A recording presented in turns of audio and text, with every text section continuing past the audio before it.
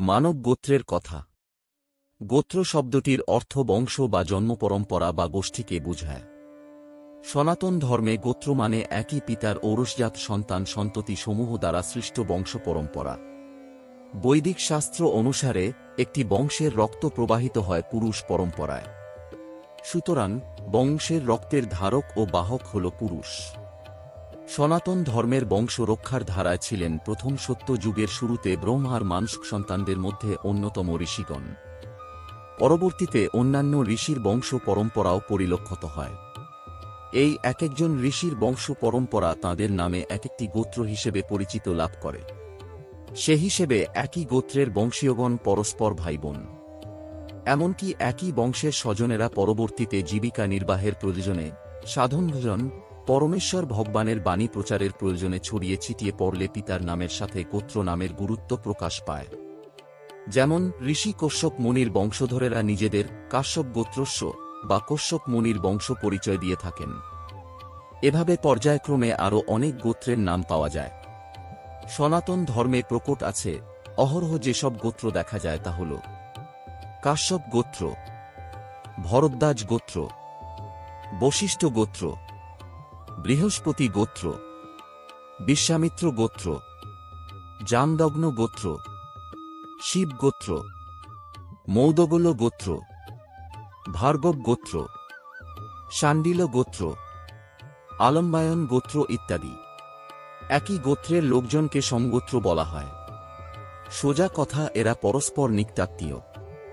আর অন্যান্য গোত্রের লোকজনের সাথে তারা পরস্পর আত্মীয়তার বন্ধনে আবদ্ধ এই কারণে যে আমরা সবাই প্রপিতামহ ব্রহ্মা থেকে এসেছি, যদিও আমাদের আদি পিতামাতা যথাক্রমে মনু ও শতরূপা। সমগোত্র। সমগোত্র মানে একই পিতৃবংশ। যেমন কাশ্যপ গোত্র, মুনি কশ্যপ ঋষির বংশধর। ব্রহ্মার মানুষ পুত্রগণের থেকে আগত প্রতিটি বংশ এক একটি গোত্র বা রক্তের ধারায় প্রবাহিত। একই গোত্র চারটি বর্ণে থাকতে দেখা যায়, কারণ একই ঋষির সন্তানরা এক এক সময় এক এক কাজে মনোযোগী হয়ে থাকে। যে শাস্ত্র অধ্যয়ন বা বুদ্ধিভিত্তিক বা আধুনিক সমাজে যাকে বুদ্ধিজীবী বলা হয়, জীবিকা অবলম্বন করে সে ব্রাহ্মণ হিসেবে, রাজধর্ম পালনকারী ক্ষত্রিয়, ব্যবসা বাণিজ্যে মনোযোগী হলে সে বৈশ্য, আর এসব পেশাগত লোকদের সেবা করেই সন্তুষ্ট অর্জনে আগ্রহীরা শূদ্র হিসেবে পরিচিতি লাভ করে থাকে। এ গুণাবলী সমূহ কেউ জন্মে প্রাপ্ত হয় না, অর্জন করতে হয়। তাই বর্ণাশ্রম সঠিক, কিন্তু বর্ণপ্রথা ভুল ও মিথ্যা, যা ক্ষত্রিয় ধর্ম পালনে পুরোপুরি অপারগ রাজা বল্লাল সেন তার রাজ অপকর্ম ঢাকতে শুরু করেছেন। ধার্মিক ও পণ্ডিতদের অত্যাচার করে রাজ্য থেকে বিতাড়িত করে। আর এটা পুরোপুরি কার্যকর করেছেন তারই পুত্র রাজা লক্ষণ সেন। অবশ্য বিষ্ণু পুরাণ ও ভবিষ্য পুরাণে উল্লেখিত অপকর্ম করার সাজা হিসেবে যথারীতি পরবর্তীতে শোচনীয় পরাজয়পূর্বক রাজ্য হারাতে হয়েছে তাকে। সনাতন ধর্মে নিকটাত্মীয় বা সমগোত্রে বিবাহ নিষিদ্ধ। কারণ বৈদিক শাস্ত্রসমূহ, বিশেষ করে মনুসংহিতায় বলা হচ্ছে, একই রক্তের সম্পর্কের কারো সাথে বিবাহ হলে সন্তান বিকলাঙ্গ, শারীরিক বা মানসিক প্রতিবন্ধী, মেধা ও বুদ্ধিহীন হয়। শিশু নানা রোগে জরাজীর্ণ হয়ে থাকে। তবে একান্তই প্রয়োজন হলে, পাত্রপাত্রী না পাওয়া গেলে, 1-4 জ্ঞাতিগোষ্ঠী পেরিয়ে গেলে তখন বিবাহ করা যেতে পারে।